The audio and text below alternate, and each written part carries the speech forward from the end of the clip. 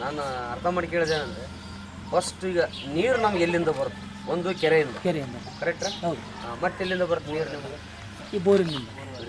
ಕೆರೆಯಿಂದ ಆಯ್ತು, ಬೋರಿನಿಂದ. ಈ ಕುಡಿಯೋದಕ್ಕಂದ್ರೆ ಬೋರಿನಿಂದ. ಕುಡಿಯೋಕೆ ಎಲ್ಲದಕ್ಕೂ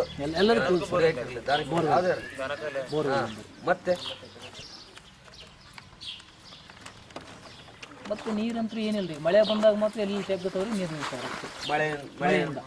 ಮಳೆಯಿಂದ ಬರುತ್ತೆ. ಮತ್ತೆ ಅದು ಮಳೆಗೆ ಹೋಯ್ತು ಅಂದ್ರೆ ಎಲ್ಲ ಬೋರಿನ ನೀರು ಎಲ್ಲ ದನ ಕರ್ಗೆಲ್ಲ ಕೊಡಿಸವು.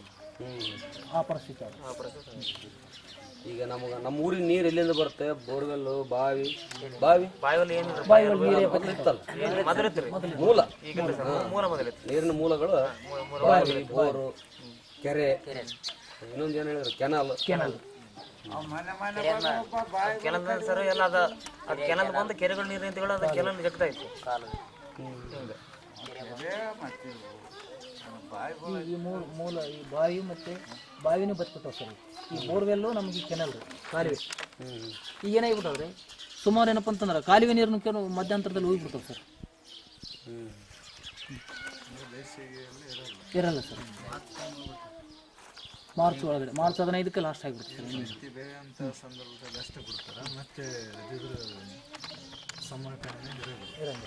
ಅಂದ್ರೆ March, April, May, June, July ತನಕ ಇರಲ್ಲ ಸರ್. ಈಗ ನಮ್ಗೆ ನೀರು ಮೂಲಗಳು ಅರ್ಥ ಅದು ನಮಗೆ.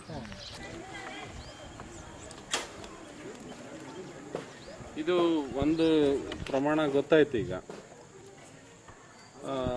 ನೀರಾವರಿ ಬಂದ ನಂತರ, ನೀರಾವರಿ ಬರೋದಕ್ಕಿಂತ ಮುಂಚೆ, ನೀರಾವರಿ ಬಂದ ನಂತರನೇ ನಾವು ಹಲವಾರು ಸಮಸ್ಯೆಗಳಲ್ಲಿ ಸಿಕ್ಕಾಕೊಂಡಿವಿ. ನಮಗೆ ಬಾವಿಯಲ್ಲಿ ನೀರಿಲ್ಲ, ಬೋರ್ವೆಲ್ಲಲ್ಲಿ ನೀರಿಲ್ಲ.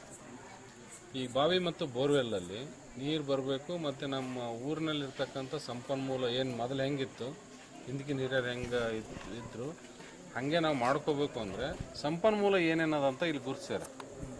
ಇವು ಗುರುತಿಸ್ಯಾರಿಲ್ಲ, ಈ ಸಂಪನ್ಮೂಲ ಏನೇನು ಗುರುತಿಸಿದ್ದಾರೆ ಅಂತ ನೀವು ನೋಡ್ಬೋದು. ನೀವು ಇಲ್ಲಿ ಇದನ್ನು ಸ್ವಲ್ಪ ನೀವೇ ಒಂದು ಪರಿಚಯ ಮಾಡಿರಿ ಇದ್ರ ಬಗ್ಗೆ, ಎಲ್ಲೆಲ್ಲಿ ಏನೇನಿದೆ ಅಂತ.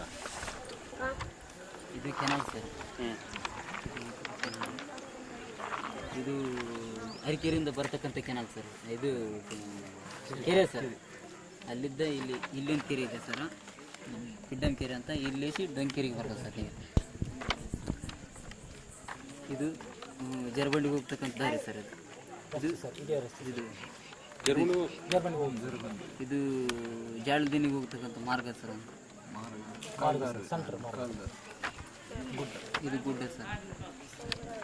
ಇದು ಕಾಲುದಾರಿ ಸರ್. ಇದು ಯಮನೂರಿಗೆ ಹೋಗ್ತಕ್ಕಂಥ ರಸ್ತೆ ಸರ್. ಇದು ಊರು ಮುಂದ್ಗಡೆಯಲ್ಲಿದ್ದ ರೋಡಿಗೆ ನಮ್ಮ ಮೇನ್ ರಸ್ತೆ ಹೋಗ್ತಕ್ಕಂಥ ರಸ್ತೆ. ದೇವದುರ್ಗ ಟು ಸಿರ್ವಾರ್ ಸರ್ ರಸ್ತೆ. ಇದು ಕೆನಾಲ್ ಹಿಂದ್ಗಡೆ ಹಿಂಗೆ ಊರಿಂದ ಹೋಗ್ತಕ್ಕಂಥ. ಈಗ ಇಲ್ಲಿ ನಾವೇನು ಮಾಡ್ತೀವಿ ಅಂದರೆ, ನಿಮ್ಮ ಊರಲ್ಲಿ ಇರ್ತಕ್ಕಂಥ ಈ ಬಾವಿಗಳು ಎಲ್ಲೆಲ್ಲಿದ್ದು, ಮತ್ತೆ ಕೆರೆ ಎಲ್ಲೆಲ್ಲಿ ಅದಾವ ಒಂದು ಸ್ವಲ್ಪ ನಾವೊಂದು ನಕ್ಷೆಯನ್ನು ಹೇಳ್ತೀವಿ, ನೀವು ಸ್ವಲ್ಪ ತೋರಿಸ್ಬೇಕು. ಕಿಡ್ಡಮ್ಮನ ಕೆರೆ,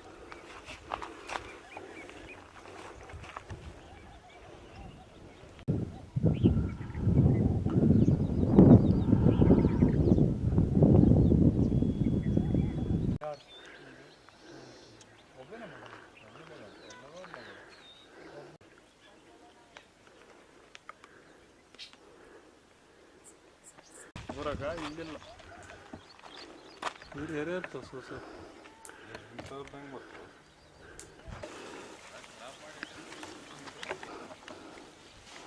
ಅವ್ರಿ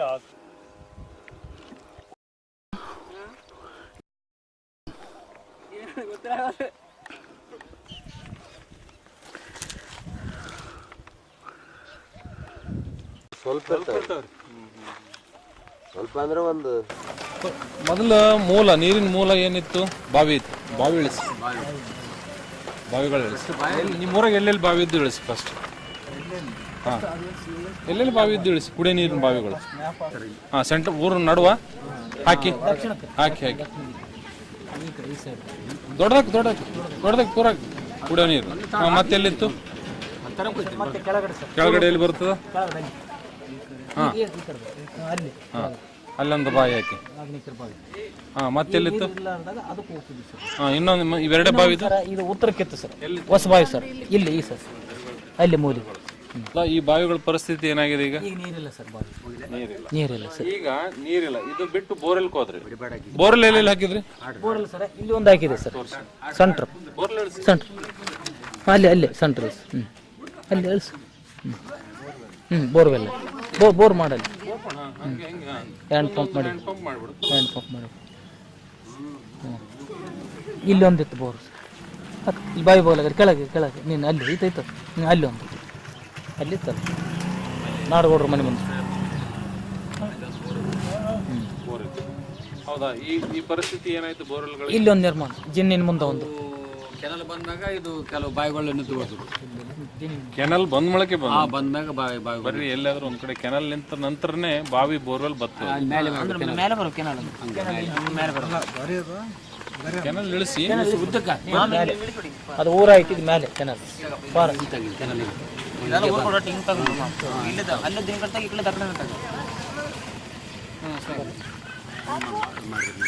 ಆಯ್ತು, ಪರವಾಗಿಲ್ಲ. ಈಗ ಈ ಕೆನಲ್ ಬಂತು, ಇವೆಲ್ಲ ಬೋರ್ವೆಲ್ ಬಾವಿಗಳು ಹೋದ.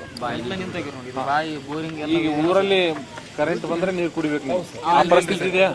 ಈ ಬಾವಿಗಳದ್ದು ಅಂದ್ರೆ ಬತ್ತಿ ಹೋಗ್ಯಾವ ಅಥವಾ ನೀರು ಒಳಕ್ ಹೋಗ್ಯಾವ? ಈ ಬಾವಿಗಳು ನೀವು ಮತ್ತೆ ಪುನರ್ಜೀವನ ಪಡಿಬೇಕು, ನಮ್ಮ ಕರೆಂಟ್ ಹೋದಾಗ ನಮ್ಗೆ ನೀರು ಸಿಗ್ಬೇಕಂದ್ರೆ ಏನ್ ಮಾಡಿದ್ರೆ ಅನುಕೂಲ ಆಗುತ್ತೆ? ಇದ್ರ ಬಗ್ಗೆ ಏನಾದ್ರು ಆಲೋಚನೆ ಮಾಡಿದ್ರೆ? ಇದಕ್ಕೆ ಆಲೋಚನೆ ಮಾಡಿ ಸರ್, ಒಂದ್ಸಲ ನಾವು ಪಂಚಾಯತಿ ಕಡೆಯಿಂದ ಮಾಡಿಸಿ ಸರ್, ಹೂಳು ಹೆಚ್ಚದ ಪ್ರಯತ್ನ ಮಾಡಿದ್ದೀವಿ. ಹೂಳು ಹೆಚ್ಚಿದ್ರು ಕೂಡ ಸುಮಾರು 10-12 ಫೀಟ್ ಹೂಳು ಹೆಚ್ಚಿದ್ರು ಕೂಡ ನೀರೇ ಬರಲಿಲ್ಲ ಸರ್. ಸುಮಾರು ಮೊದಲು ಒಂದು 30 ಫೀಟ್. ಕಾರಣ ಏನು? ಅಂತರ್ಜಲನೇ ಇಲ್ಲ ಸರ್, ಮಳೆನೇ ಇಲ್ಲ ಸರ್.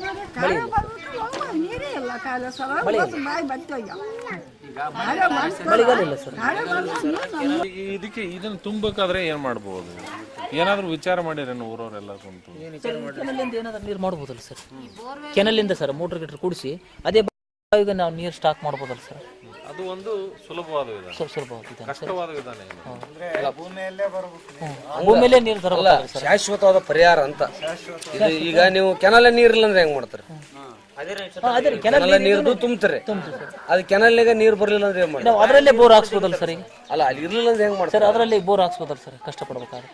ಮತ್ತೆ ನಾವು ಬೋರ್ ಹಾಕ್ಸದೆ ಯೋಚನೆ ಮಾಡ್ತೀವಲ್ಲ, ಇಲ್ದನ್ನೇ ನೀರು ಬರಂಗೆ ಮಾಡ್ಬೋದು.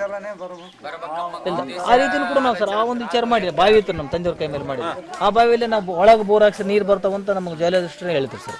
ಅದ್ರಾಗ ಕೂಡ ಹಾಕ್ಸಿದ್ದು ನೀರು ಒಳಗೆ ಹೋಗ್ಬಿಟ್ಟು ಸರ್, ಹೋಗ್ಬಿಟ್ಟು ಸರ್. ಅದು ಇರತನ ಬರ್ತಾ ಆಮೇಲೆ ಹೋಗೋದು. ಅದು ಅದಕ್ಕೆ ಶಾಶ್ವತವಾದ ಪರಿಹಾರ ಏನು? ನಮ್ಮ ಭೂಮಿಗೆ ತೂತು ಹಾಕೋತ ಹೋಗೋದ ಅಥವಾ ನೀರನ್ನು ಸಂಗ್ರಹ ಮಾಡ್ಕೊಳ್ಳಿಕ್ಕೆ ಏನಾದ್ರು ಆಲೋಚನೆ ಮಾಡೋದು?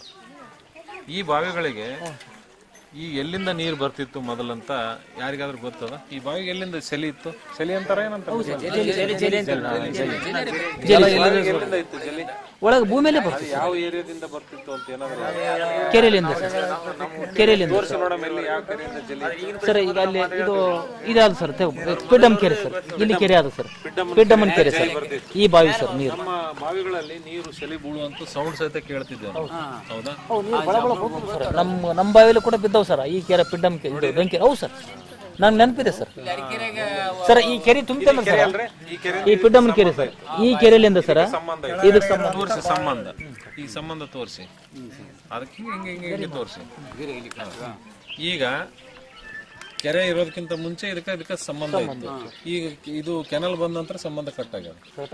ಇದಕ್ಕೆ ಹೆಂಗೆ ನಾವು ಈಗ ನೀರು ತರಬಹುದು? ಯಾವ ಶೆಲೆಯನ್ನ ತಿರುಗಿಸಬಹುದು? ಇದ್ರಾಗ ಯಾವ ಜಲ್ಲಿ ಅಂದ್ರೆ ಅದೇ ಬಾವಿಯ ಜಲ್ಲಿ ತಿರ್ಬೇಕ್ರಿ. ಅದೇ ಹೆಂಗೆ ತಿರುಗಬಹುದು? ಬರ್ಬೋದು. ಈಗ ಯಾವುದೇ ಒಂದು ಬಾವಿಗೆ ಒಂದು ಸಂಪನ್ಮೂಲ ಇರ್ತದೆ. ಒಂದ್ ಕಡೆಯಿಂದ ಎಲ್ಲೋ ಒಂದ್ ಕಡೆ ಸಂಬಂಧ ಇದ್ದೆ ಅದಕ್ಕೆ ನೀರು ಬೀಳ್ತಿರ್ತದೆ. ಈಗ ಎಲ್ಲಿಂದ ನೀರು ಅದಕ್ಕೆ? ಈಗ ಅಂದ್ರೆ ಜಾಸ್ತಿ ಈಗ ಕೆರೆ ಅಲ್ಲಿ ಅದ, ಆ ಕೆರೆ ನಡುವರಕ್ಕೆ ಕೆನಲ್ ಅದ, ಕೆನಲ್ ಅದ. ಈ ಬಾವಿ ಮತ್ತೆ ಈ ಒಂದು ಕೆನಲ್ ನಡುವರ್ಕ ಈ ಜಾಗದಲ್ಲಿ ಏನಾದ್ರೂ ನೀರು ಬರುವಂತದ್ದು, ಮಳೆಯಿಂದ ಬಿದ್ದಂತ ನೀರು ಬರುವಂತದಕ್ಕೆ ಎಷ್ಟು ದಾರಿ, ಅಂದಾಜು ಎಷ್ಟು? ಸುಮಾರು ಅಲ್ಲಿಂದ ಅಂತಂದ್ರೆ ಸರ್ ಒಂದು ಕಿಲೋಮೀಟರ್ ಇಲ್ಲ ಆ ಕೆರೆಯಿಂದ ಈ ಬಾವಿಗೆ ಅಂದ್ರೆ ಸರ್ 2500 ಮೀಟರ್. ಈಗ ಇಲ್ಲಿ ಅಂತೂ ಬರಲ್ಲ, ಯಾಕಂದ್ರೆ ಆಳವಾಗಿ ಹೋಗ್ಯದ. ಇಲ್ಲಿ ಬಿದ್ದಂತ ನೀರು ಎಲ್ಲಿಗೆ ಹೋಗುತ್ತೆ? ಹೆಂಗ್ ಹೋಗುತ್ತೆ? ಅದಾವ. ಈಗ ಗದ್ದೆ ಎದರಿಂದ ಮಾಡ್ತಾರ? ಇಲ್ಲ ಸರ್, ಕೆನಲ್ ಡಿಪೆಂಡ್. ಈ ಕೆನಲ್ ನೀರು ಅದಲ್ಲ, ಈ ಕೆನಲ್ ನೀರು ಇದಕ್ಕೆ ಬಸಿ ಏನು ಬರಲ್ಲ? ಯಾಕೆ ಬರಲ್ಲ? ಕಾರಣ ಏನಿರ್ಬೋದು? ಅದು ಕೆನಲ್ ತೆಳಗಾಗಿದ್ರೆ ಬಾವಿ ಮ್ಯಾಗ ಅಲ್ಲ, ಇದಕ್ಕೆ ನೀರು ಉಣಿಸ್ತಾರಲ್ಲ ಈ ಕೆನಲ್ಗೆ ಹೊಡಿತಾರ, ಆದ್ರೆ ಆ ಭೂಮಿಯಲ್ಲಿ ನೀರು ನಿಂದಿರ್ತದಲ್ಲ ನೀರು ಎಳಿಬೇಕಂತ್ರಿ ಕರೆಕ್ಟ್. ಆದ್ರದ್ದು ಭೂಮಿಗೆ ನೀರು ನಿಂತದ್ದು ಮ್ಯಾಕಾಯ್ದು ಜಲೆ ಬಂದಾಗ ಬಾವಿ ಏನಾಗಿದೆ ಸರ್, ಕೆನಲು 18 ಮೀಟರ್ ಒಳಗಾಗಿದೆ ಸರ್, ಬಾವಿ ಮೇಲೆ ಆಗಿಬಿಟ್ಟು ಸರ್ 18 ಮೂರ್ಲ 54 ಫೀಟ್ ಕೆನಲ್ ಆಗಿದೆ ಸರ್, 30 ಫೀಟ್ ಬಾವಿ ಆಗಿದೆ ಸರ್. ಸರ್ ಈಗ 30 ಫೀಟ್ ಬಾವಿ ಇದೆ ಸರ್, 54 ಫೀಟ್ ಕೆನಲ್ ಇದೆ ಸರ್, 24 ಫೀಟ್ ಕೆನಲ್ ಒಳಗೆ. ಎಲ್ಲಾದ್ರೂ ಮೂಲಗಳು ಈ ಕಡೆ ಭೂಮಿ ಇದೆ, ಈ ಕಡೆನೂ ಭೂಮಿ ಇದೆ. ಈಗ ನೀರು ಮಳೆಯಿಂದ ಇಲ್ಲಿ ಬಿದ್ದಂತ ನೀರಿನ ಮಾರ್ಗ ಯಾಕಡೆ ಹೋಗುತ್ತಾ? ಮಳೆಯಿಂದ ಬಿದ್ದಂತ ನೀರು ತೋರ್ಸ್ರಿ, ಎಲ್ಲಿಂದ ಈ ಮಳೆ ಬಿತ್ತ ಅಂತ ಇಟ್ಕೊಳ್ಳಿ, ಮಳೆ ನೀರು ಯಾಕಡೆ ಹೋಗುತ್ತೆ? ಊರ ಸೆಂಟ್ರ್ ಬರ್ತದೆ, ಅಲ್ಲಿ ಸೆಂಟ್ರ್ ಬರ್ತದೆ, ಆ ಬೋರ್ವೆಲ್ ಅಲ್ಲಿ ಕೆಳಗೆ, ಅಲ್ಲಿಂದ ಆ ಮೂಲ ಅಲ್ಲಿ ಕೆಳಗೆ, ಈ ಬೋರಿನ ಕೆಳಗೆ ಬರ್ತದೆ ನೀರು, ಅಲ್ಲಿಂದ ಹಿಂಗೆ ಬರ್ತದೆ ಸರ್, ಅಲ್ಲಿ ಹೋಗ್ತದೆ, ಹಂಗೆ ಹೋಗ್ತದೆ, ಅಲ್ಲಿಂದ ಕೆಳಗೆ ಸರ್, ಹಿಂಗೆ ಹೋಗ್ತದೆ, ಹಳ್ಳಾಗಲ್ಲ ಈಗ ಮಳೆ ನೀರು ಸರ್, ಊರಗಳ ನೀರು ಸರ್, ಮಳೆ ನೀರು ಎಲ್ಲ ಬಂದ್ರು ಸರ್. ಅದಕ್ಕೆ ಏನು ಅಲ್ಲಿ ನೀರು ನಿಲ್ಲಿಸ್ಲಕ್ಕ ಅದಕ್ಕೆ ಏನು ಜಾಗ ಇಲ್ಲ, ಅದಕ್ಕೆ ಜಾಗ ಇಲ್ಲ, ಏನು ಹೊಲಗಳ ಇಲ್ಲಿ ಇದು ಹಳ್ಳ ಇದೆ ಸರ್, ಹಳ್ಳಲಿಂದ ಮತ್ತೆ ಕೃಷಿ ಹೊಂಡ ಮಾಡಿದೆ ಸರ್, ಆ ಹೊಂಡದಲ್ಲಿಂದ ನೀರು ಹೆಚ್ಚಾದ ನೀರು ಕೆರೆಗೆ ಹೋಗ್ತದೆ, ಕೆರೆಗೆ ಬೆಂಕೆರೆ ಅಲ್ಲೇ ಮಾಡಿದೆ ಸರ್. ಆ ಬೋರ್ವೆಲ್ಗೆ ಅದಕ್ಕೆ ಸಂಬಂಧ ಇಲ್ಲ? ಇಲ್ಲ ಸರ್, ಅದ ತೆಳಗಾತ ಇಲ್ಲ ಸರ್. ಈಗ ಈ ಬೋರಲ್ಲಿ ನೀರಿಲ್ವಾ? ಈ ಬೋರ್ ಸರ್ ಈ ಕೆರೆಲಿಂದ ಏನು ಹೋಗ್ತದಲ್ಲ ನೀರು, ಅದಕ್ಕೆ ಜಾಯಿಂಟ್ ಅದು, ಹಾಂ ಸರ್, ಆ ಮಾರ್ಗವಾಗಿ ಆ ಕೃಷಿ ಹೊಂಡ ತುಂಬಿದ್ರೆ ಇನ್ನೊಂದು ಕೆರೆಗೆ ಇದಾವು. ಕೆರೆಗೆ ನೀರು ಬಂದಾಗ ಮಾತ್ರ ಸರ್, ಅಲ್ಲಿ ಕಡಗಂ ಬಿದ್ದು ಸರ್, ಹೆಚ್ಚಾದ ನೀರು ಕಡಗಂ ಬಿದ್ದಾಗ ಮಾತ್ರ ನಮ್ಗೆ ಈ ಡೊಂಕೇರಿ ನೀರು ಬರ್ತದೆ ಸರ್. ನೀರು ತುಂಬಿದು ಏನ್ರಿ ಡೊಂಕೇರಿ ನೀರು ಬರ್ತದ್ರಿ, ಆ ಡೊಂಕೇರಿ ನೀರು ಗದ್ದೆ ನೀರು ಹೆಚ್ಚಿಗೆ ನಮ್ಮ ಗದ್ದೆಗಳಾದ್ರಿ, ಅವು ಹೆಚ್ಚಿಗೆ ನೀರು ಆ ಕೃಷಿ ಹೊಂಡ ಸೇರ್ಕತ್ತೆ. ಹೌದು. ಆ ಕೃಷಿ ಹೊಂಡ ಇದ್ರದ್ದು ಆಳ ಎಷ್ಟದ ಕೆನಲ್ದು? ಕೆನಲ್ ಸರ್ 18 ಮೀಟರ್ ಸರ್, ಇಲ್ಲಿ ಸರ್ 18 ಮೀಟರ್ ಸರ್, ಅಷ್ಟೇ 60 ಫೀಟ್ ಅಷ್ಟೇ ಸರ್, ಅಷ್ಟೇ ಸರ್. ಈಗ 80 ಫೀಟ್ ಆಗಿದ್ರೆ ಈ ಬಾವಿಗಳಲ್ಲಿ ನೀರು ಬರ್ತದೆ. ಮತ್ತು ಅದು ಹೆಂಗಂತ ಸರ್, ಬಾವಿನ ಆ ರೀತಿ ತೋಡಿದಾಗ ಸರ್, ಕೆನಲ್ಗಿಂತ ಬಾವಿನ ಒಳಗಾದಾಗ ಸರ್ ಬರ್ಬೋದನ್ ಸರ್, ಬರ್ಬೋದು ಸರ್. ಅದಕ್ಕೆ ಅದು ಒಂದು ದಾರಿ ಅದು. ದಾರಿ ಇವು ಬಾವಿಗಳು ಯಾಕೆ ಬಿಟ್ರು ಜನ? ಆಸೆ ಆದ್ರೆ ಆಸೆ ಹಾಕ್ಬಿಟ್ರು, ಊರಿಗೆಲ್ಲ ನಳ. ಇಲ್ರಿ ಮೊದಲು ಬಾಯಿ ನೀರು ಉಪಯೋಗಿದ್ರಿ, ಯಾವಾಗ ಈಗೇನು ಬಂತಲ್ರಿ ಬೋರು ನಳ ಬಂದ್ಮ್ಯಾಗ ಬಾಯಿಗಳು, ಆಮೇಲೆ ಕೆನಲ್ ಬಂದಾಗ ಬಾಯಿ ಬತ್ತಿ ಹೋಗ್ಬಿಟ್ಟು ಬದ್ದೇನಿಲ್ಲ. ಮೊದಲು ಬಾಯಿ ನೀರು ಕುಡಿದ್ರೆ ಈಗ ಯಾವ ನೀರು ಆ ಬೋರ್ ಆಗ್ಯಾವ. ಅಂದ್ರೆ ಈ ಬಾವಿಗಳು ರೀಚಾರ್ಜ್ ಮಾಡ್ಲಿಕ್ಕೆ ಅಂದ್ರೆ ಮರುಪೂರಣ ಮಾಡ್ಲಿಕ್ಕೆ ಸಾಧ್ಯತೆ ಅದ, ಆದ್ರೆ ಅದಕ್ಕೆ ಮಳೆಯಿಂದ ಎಲ್ಲಿ ನೀರು ಬರ್ತದೆ ಮತ್ತೆ ಕೆರೆಯಿಂದ ಜಲಿ ಎಲ್ಲಿ ಅದ ಅದನ್ನ ನೋಡ್ಕೊಂಡು ಅದಕ್ಕೆ ಸಂಬಂಧ ಕಲ್ಪಿಸಿದ್ರೆ ನೀರು ಬರ್ಬೋದು.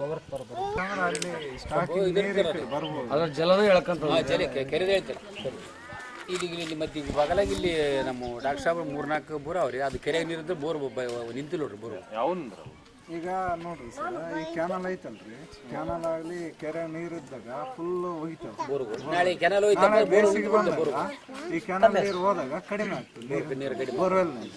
ಅಂದ್ರೆ ಇದಕ್ಕೆ ನಮ್ಗೆ ಕನ್ಸಲ್ಟ್ ಅಂತ ಇದು ಎಲ್ಲ ವಿಚಾರಗಳಿದ್ದು ನೀರಿನ ಬಗ್ಗೆ ಒಂದು ಆಸಕ್ತಿ ಇರೋಂಥವ್ರು, ಇದ್ರ ಬಗ್ಗೆ ಕೆಲಸ ಮಾಡೋವಂಥವ್ರು ಮುಂದೆ ಬಂದು ಯಾವುದಕ್ಕೆ ಎಲ್ಲಿಂದ ಸಂಬಂಧ ಬರ್ತದೆ ಅಂತ ಇಡೀ ಭೂಮಿನೇ ಒಂದು ಥರದ ಮ್ಯಾಪ್ ಮಾಡಿ, ಭೂಮಿಗೆ ಮಳೆ ಬಿದ್ದ ನಂತರ ಎಲ್ಲಿಗೆ ನೀರು ಹೋಗ್ತದೆ, ಅದಕ್ಕೆ ಏನೇನು ಟ್ರೀಟ್ಮೆಂಟ್ ಅಂತಾರಲ್ಲ, ಅದಕ್ಕೆ ಏನೇನು ಉಪಚಾರ ನಾವು ಮಾಡಿದೆವಂದ್ರೆ ಆ ಉಪಚಾರದಿಂದ ಸಾಕಷ್ಟು ನೀರನ್ನು ಅಭಿವೃದ್ಧಿ ಪಡಿಸ್ಲಿಕ್ಕೆ ಸಾಧ್ಯತೆ ಇದೆ. ಆ ಉಪಚಾರ ಈಗ ಮಾಡಿರ್ತಕ್ಕಂಥದ್ದು ಹಲವಾರು ಉದಾಹರಣೆಗಳಾವ ನಿಮ್ಮಲ್ಲಿ. ಈಗ ಹೇಳಿದ್ರಿ ನೀವು ನಾಡಗೌಡ್ರದ್ದು ಕೆರೆ ಇರೋದ್ರಿಂದನೇ ಅವರು 5-4 ಬೋರ್ ಅವ್ರಿ, ಒಟ್ಟು ಬೇಸಿಗೆ ನಿಂದ್ರಲ್ಲ, ಕೇಳಬಾರ್ದು. ಅದಕ್ಕೆ ಕೆರೆ ನೀರು ಅಂತ ಏನು ಕೆಲಸಕ್ಕೆ ಬರೀ ನೀರನ್ನ ಸ್ಟಾಕ್ ಮಾಡಕ್ಕೆ ಕೆರೆ ಮಾಡ್ಯಾನ, ಒಟ್ಟು ಬಿತ್ತದಲ್ಲೇನಿಲ್ಲ. ಆ ಕೆರೆಗೆ ಮಳೆಲಿಂತ ನೀರು ಬಂತ ಕೆರೆ ಸ್ಟಾಕ್ ಸರ್, ನೀರು ಹೆಚ್ಚಾದ ನೀರು ಕಡಗಂ ನೀರು ಬಿದ್ದು ಬರ್ಬೇಕು ಸರ್, ಈ ಕಡೆ ನಮ್ಮ ಈ ಕೆರೆಗೆ ಬರ್ಬೇಕು. ಅಲ್ಲಿ ಕೆರೆ ಸ್ಟಾಕ್ ಆಯ್ತಾನೆ ಸರ್, ಎಲ್ಲ ಬೋರು ಬಾವಿಗಳು ಸರ್ ಮೇಲೆ ಅನುಕೂಲ ಆಗ್ತದೆ ಸರ್. ಈ ಕೆರೆ ಅದ ಸರ್, ಬೆಂಕೇರಿ ಕೆಳಗಡೆ ಇರೋಂಥ ಹಳ್ಳಿ ಜಮೀನು ಅನ್ನೋದಲ್ಲ ಅವೆಲ್ಲ ನೀರು ಆಗ್ತಾವ. ಈ ಕೆರೆ ಸ್ಟಾಕ್ ಅಂದ್ರೆ ಅದ್ರ ಕೆಳಗಡೆ ಈ ಕಡೆ ಆಗಿರ್ಬೋದು, ನಮ್ಮ ಊರಿನ ಈ ಕಡೆ ಜಮೀನುಗಳಾಗಿರ್ಬೋದು ಎಲ್ಲ ನೀರು. ಅದಕ್ಕೆ ಇದು ಒಂದು ನೀವು ಊರಲ್ಲಿರೋಂಥ ಬೋರ್ವೆಲ್ಗಳು ಬಾವಿಗಳು ಮರುಪೂರ್ಣ ಮಾಡೋಂಥದ್ದು ಮಾಡಿದ್ರೆ ಅದಕ್ಕೆ ಎಲ್ಲೆಲ್ಲಿ ಹೊಲ ಬರ್ತಾವ ಆ ಹೊಲಗಳಲ್ಲಿ ಒಡ್ಡು ವಾರಿ ಒಳಗಟ್ಟಿ ಫಾರ್ಮ್ ಪೌಂಡು ಚೆಕ್ ಡ್ಯಾಮ್ಗಳು ಅದು ಅಂದ್ರೆ ಮಾತ್ರ ನೀರು ಬರ್ತವೆ. ಇವು ಎಲ್ಲ ನೀರು ರೀಚಾರ್ಜ್ ಆಗ್ತವೆ. ಅದು ಒಂದು ಕೆಲಸ ಮಾಡುವಂಥದ್ದಕ್ಕೆ ನಿಮ್ಮೂರಲ್ಲಿ ಸಮಿತಿಯವರು ತಯಾರದಾರ?